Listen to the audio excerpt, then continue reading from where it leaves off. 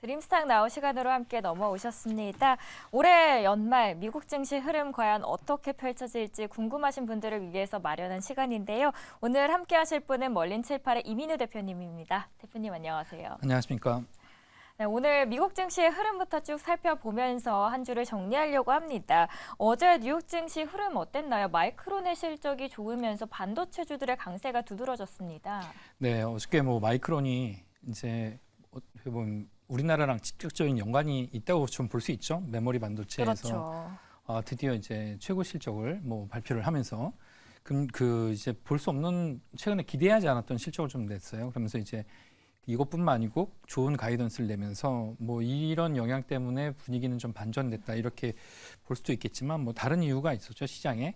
근데 어저께 봤을 때 이제 S&P 500이나 다우 그리고 또 나스닥 모두 다 상승하는 모습을 좀 보였는데 이게 지수가 다 이렇게 상승하면서 좀 걱정됐던 부분이 지나치게 급상승하면서 고점을 도달하고 나면 여기서 발생하면 어떤 차익 매물이 나오지 않을까 이런 우려가 좀 있었는데 다행히 그건 하루 만에 좀 해소가 좀 됐고 기술주 그러니까 마이크론뿐만 아니고 대형 기술주죠 IT 관련된 업종 그리고 아까 이제 방금 전에 시황에서 보셨던 그 맵 전체가 다 푸른색인 걸 보셔서 아시겠지만 대부분의 업종이 다 상승하는 그런 모습을 좀 보였습니다. 근데 여기 시총의 대형 종목들이 이제 어떻게 보면 이제 시장을 좀 견인하는데 더 큰 힘을 좀 보였다고 볼 수가 있겠고 마이크론과 함께 반도체주들이 다 좀 강하게 상승하면서 필라델피아 반도체 지수도 많이 오르는 모습을 보였죠. 네, 맞습니다. 시총 상위 대형 기술 종목들이 많이 올랐는데요. 이 중에 눈에 띄는 게 바로 테슬라입니다. 리콜 이슈가 있었음에도 불구하고 테슬라는 거뜬하게 계속해서 오르고 있습니다. 네, 이제 충돌 시에 문이 안 잠긴다고. 그러니까요. 네, 충돌하면 문이 저절로 열릴지도 모른다는 그런 것 때문에 네. 20만 대 리콜한다는데 그게 모델 X에 대해서만 그렇고 이제 이런 자동차의 어떤 게 보면 플랫폼의 좋은 점은 예전 같으면 리콜한다 그러면 차를 다 불러서 장비를 달거나 그랬잖아요. 근데 이제 프로그램으로도 개선을 할 수 있다 그러니까 그게 어떻게 보면 테슬라 자체에 영향을 미치진 않았고 오히려 우리나라에서 자파라고 하는 이제 날씨가 너무 추워지면 광화 유리가 부서지는 그런 특징이 있다고 하는데 중국산 유리를 썼던 이제 테슬라 자동차들이 뒷유리가 막 부서지는 그런 일이 있는 것 같습니다. 그거에 대해서 또 응답을 안 한다고 하는데 그럼에도 불구하고 테슬라가 강세를 좀 보였죠. 아무래도 이게 경기에 대한 전망이 좀 반영된 게 아닌가 이런 생각이 좀 듭니다. 맞습니다. 한파를 견디지 못하고 뒷유리창이 깨졌다라는 소식들이 있는데 그럼에도 불구하고 테슬라의 주가는 쭉쭉 상승하고 있습니다. 아무래도 리콜 이슈는 크게 주가적인 측면에서는 테슬라에 큰 타격은 없다라고 합니다. 역사적으로 봤을 때도 최근에 캐시우드가 이제 테슬라의 종목을 많이 사랑하기도 하는데 캐시우드가 다른 종목도 많이 담잖아요. 근데 네. 그 종목들도 모두 올랐다라는 소문들이 들리더라고요. 네, 빠질 때는 많이 빠지고 오를 때는 많이 오르는 게 이 캐시우드의 특징이죠. 캐시우드에서 운영하는 아크 인베스트먼트의 특징이기도 한데 작년, 재작년에는 아크라는 게 이제 침몰의 방주다. 아크가 방주란 뜻인데 그걸 타면 이제 다 가라앉는다. 이런 얘기도 있었는데 또 올해는 어떻게 보면 연초 대비해서 많이 올라왔고 그리고 또 여기 이제 MS랑 마이크로소프트하고 메타 플랫폼에 대해서 매수를 최근에 좀 해서 그거에 대한 얘기가 나왔었는데 지난주에 밝히기를 이제 그런 얘기를 했죠. 미국의 AI가 이제 괜찮다. 앞으로도 굉장히 긍정적이다. 이런 얘기를 했는데 이 기술주 자체를 좀 좋게 보는 것 같아요. 그러면서 자기가 이제 꼽았던 게 메타 플랫폼하고 마이크로소프트를 얘기하면서 이제 아크 인베스트먼트에 이런 쪽에 투자나 AI 투자하는 펀드를 얘기하기도 했죠. 근데 여기 전제가 인플레이션이 완전히 통제가 좀 되고 그리고 채권 금리가 내려가는 그런 것들을 좀 전제를 하면서 이렇게 되면 이제 기술주 투자가 계속 다시 호황이 될 것이다. 이런 전망에서 좋게 좀 봤다고 볼 수가 있겠죠. 그러면 다른 업종들은 과연 어떤 흐름을 보였는지 이쯤에서도 궁금하거든요. 예. 다른 업종들의 흐름은 어떤가요? 아까 맵을 보셔서 아시겠지만 전 업종이 다 상승하는 그런 모습을 좀 보였습니다. 전체 섹터가 다 상승하는 모습이었는데 특히 이제 테슬라하고 아마존 같은 임의 소비재가 또 강하게 오르는 모습을 보였어요. 1% 넘게 2% 가까이 오르는 모습을 좀 보였는데 이거는 보통 이제 이렇게 임의 소비자가 오른다는 건 지출 가능성이 높은 그런 부분에서 경기 전망이 좀 따라오기 때문에 아무래도 그렇게 좀 보는 것 같고요. 그리고 또 헬스케어하고 뭐 IT, 커뮤니케이션 뭐 이쪽 다 상승하는 모습을 보였습니다.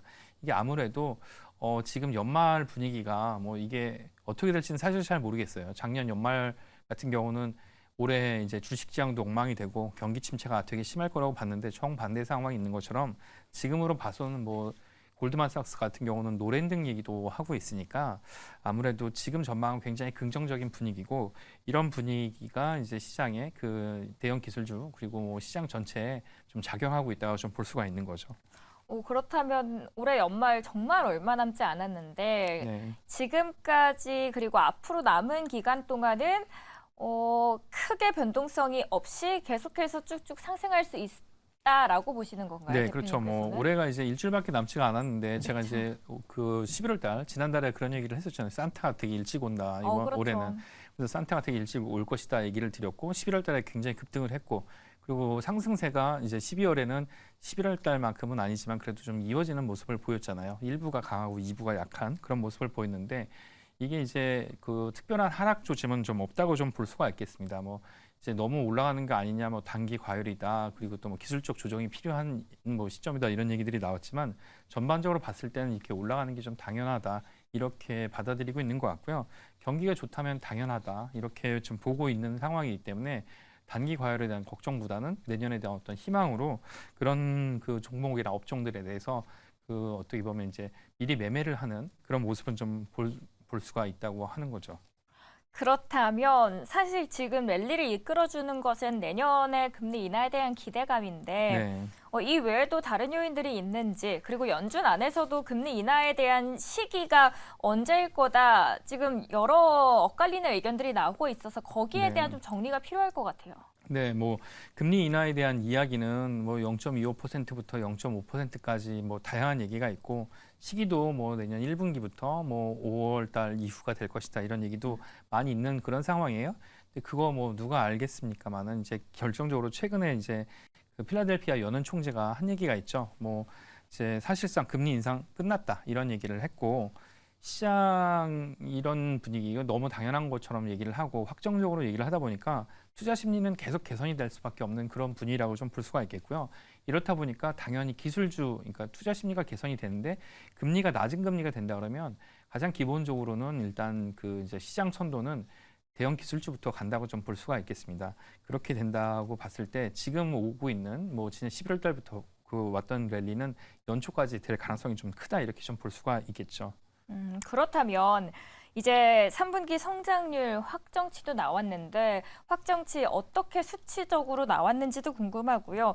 내년에 강세장 언제쯤 더 확실하게 튀어오를 수 있을지도 궁금합니다. 네, 일단 뭐 이제 확정치가 잠정치 뭐 보다 이제 0.3% 하락을 했어요. 사람이 참 그런 것 같아요. 예전에 뭐 아주 수치에 민감하던 그런 때는 지표가 조금만 바뀌게 나와도 0.3%면 뭐 이거에 되게 시장이 민감하게 반응했는데 이제는 뭐 나오는 다른 타이틀이 다 소폭 조정됐다. 뭐 이렇게 얘기를 하고 있습니다. 근데 이거는 이제 소폭 조정됐다 얘기를 하면서 이 정도면 뭐 그 괜찮지 뭐 이렇게 반응하는 것 같고 그리고 또 근원물가도 2%니까 어떻게 보면 연준에서 목표로 하는 그런 수준으로 좀 내려왔다 이렇게 볼 수가 있겠고 또 이 상태가 유지가 되면서 지금 실효수당 청구 건수가 사상 최저 수준에 왔어요. 20만 5천 건이니까 이게 계속 유지가 되고 있는 상황으로 보면 고용도 완전 고용에 물가도 내려와 뭐 지금 봐서는 이제 경기 어떤 소비도 꺾이지 않는 모습 다 좋다 이렇게 좀 볼 수가 있겠습니다.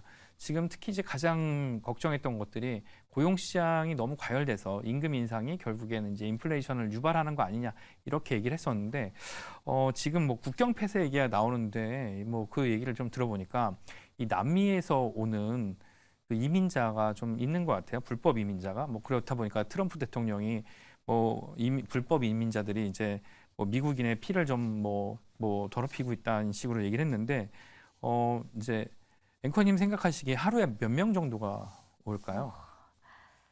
10만 명? 10만 명. 네, 제가 부산에서 오는 길인데 지금 이제 1년으로 보면 거의 부산 인구만큼이 불법 이민자가 오고 있습니다. 남미에서만. 네. 다른 경로로도 더 오겠죠. 그러니까 하루에 10,000명 이상이 네. 지금 집계되는 걸로만 이 이제 멕시코와 미국의 국경에서 10,000명 이상이 지금 넘어오고 있다고 해요. 불법 이민자가.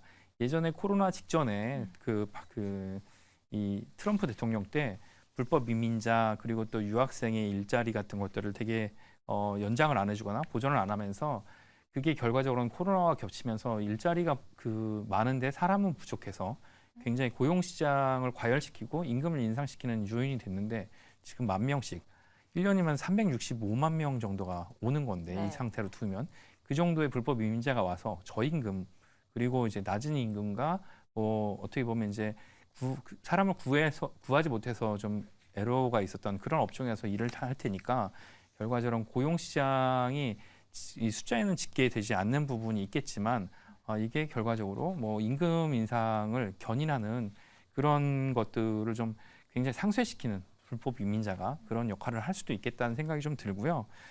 지금 봐선 고용 시장은 화랑은 뭐 끝나지 않았지만 결과적으로 봤을 때 이게 고용 시장이 너무 뜨거워서 임금 인상을 유발하는 인플레이션 뭐 이런 거 인플레이션을 유발했던 임금 인상은 결과적으로 좀 멈춰지지 않을까. 그러면 뭐 연준이 바라는 것도 그대로 되는 거라고 좀 볼 수가 있겠죠. 전 이쯤에서 여쭤보고 싶은 게 바이든이 외치고 있습니다. 나는 정말 내가 집권하는 시기 동안 경제 잘 버티게 해줬다. 네. 그리고 실제로 지표도 개선되고 있지 않냐. S&P 500도 이 정도로 오른 거면 꽤 많이 오른 거다. 그럼에도 불구하고 미국 안에서 직접적으로 살고 있는 개인들은 체감하는 게 그렇지 않다라는 의견 때문에 사실 설문조사 자체에서도 나왔을 때 바이든이 집권했을 때는 내가 느끼기에는 바이든이 경제를 제대로 살리고 있는 것 같지 않다라는 의견이 대다수를 차지하고 있잖아요. 이런 사태에 대해서는 어떻게 보시는 겁니까, 대표님은? 네, 그게 이제 그런 측면이죠. 자산을 갖고 있는 쪽에서는 자산 가격이 올라왔으니까 주식도 부동산도 많이 올라갔으니까 뭐 가치가 올라왔으니까 좋겠지만 사실 자산을 갖고 있지 못하고 자산을 임차해서 써야 되는 쪽이나 뭐 자산을 구매하려고 했는데 지금 구매하지 못한 쪽은 굉장히 이게 좀 잘못돼 있다 이렇게 보는 거죠. 내 임금은 뭐 5%, 10%씩 올라가는데 주가는 왜 이렇게 많이 올라가는가? 50%, 70%씩 올라가고 뭐 부동산 가격도 너무 많이 올라가고 이건 좀 잘못됐다 이렇게 좀 보고 있는 거고요.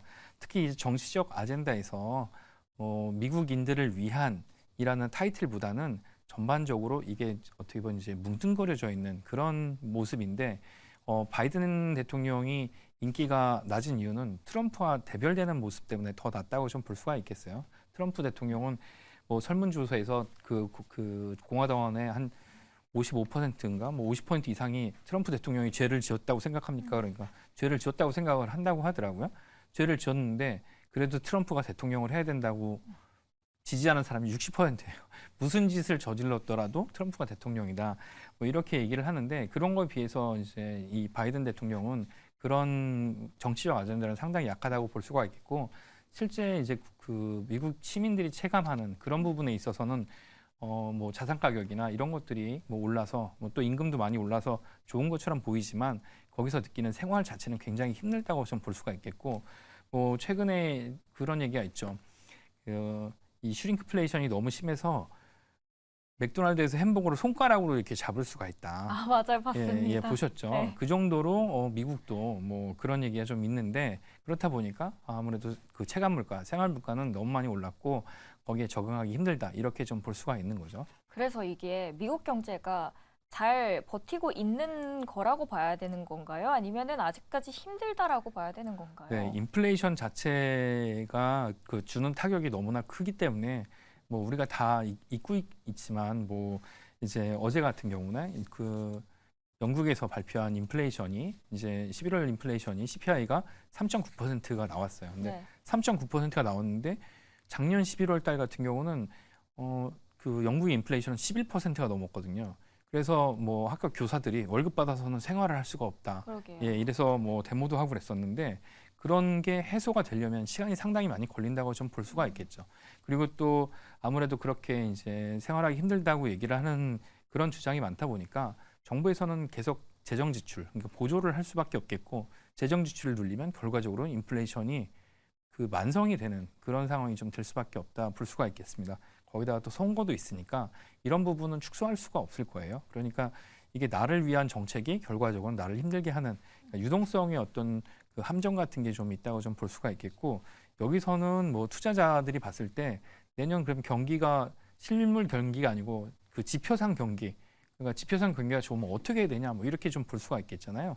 근데 여기서 좀 그 가정을 할 수 있는 게 지금 봐서는 고용도 좋고 물가도 좀 잡히고 그리고 네. 또 전반적으로 봤을 때 기업 실적도 좋다고 얘기를 하고 있으니까 여기서 투자를 방향을 좀 정해야겠다 이런 생각을 할 수 있잖아요. 그러니까 그 전반적으로 금리가 내려가는 전제는 경기가 안 좋아진다지만 지금 나오는 것들은 경기가 좋은 조건이니까 뭐 실제로 거기서 생활하시는 뭐 교포분들은 이걸 많이 보시진 않겠지만 그냥 우리가 이제 이걸 가지고 이제 추정을 해서 투자를 한다고 했을 때는 그 방향에서는 경기가 좋을 것이다. 그렇다 그러면 누군가는 구매력 있는 사람들은 미뤘던 구매를 오래 하지 않았던 구매를 할 텐데 그게 보통 임의소비재라고 할 수 있죠. 뭐 자동차 같은 것들, 네. 뭐 그런 것들은 뭐 실적이 좋을 수 있을 것 같고 그리고 또 유가가 되게 하락했던 부분은 이제 뭐 그러니까 연말에 유가가 많이 오를 거라고 했던 기대가 이제 꺾이고 유가가 많이 내려갔던 건 경기가 안 좋아서 맞아요. 결과적으로 수요가 좀 줄어들 것이다. 이렇게 예상을 했는데 뭐 경기가 그렇게 나빠지지 않는 모습을 좀 보이고 있잖아요. 그럼 결과적으로는 지금 조정을 받았던 그 이제 에너지 업체들, 뭐 쉐브론이나 엑슨모빌 같은 이제 유정을 가지고 그걸 가공할 수 있는 그런 업체들, 그런 업종 전체가 조정받았던 부분을 다시 되돌릴 수 있는 그런 모멘텀이 좀 있다고 좀 볼 수가 있겠습니다. 그래서 연초까지 봤을 때는 뭐 작년과 올해를 돌아봐서 연초까지는 기술주, 대형 기술주가 좀 괜찮을 것 같고요. 반도체가 그래도 뭐 AI나 이런 소프트웨어에 비해서 하드웨어 부분이 상당히 좀 소외가 됐었다면 그 부분이 약간 좀 끼맞추기를 하면서 상승할 수 있을 것 같고 그리고 임의 소비재 부분도 다시 좀 따라올 수 있을 것 같으면서 그 조정을 받았던 에너지 업종도 상승할 수 있는 가능성이 좀 크다 이렇게 좀 볼 수가 있겠습니다.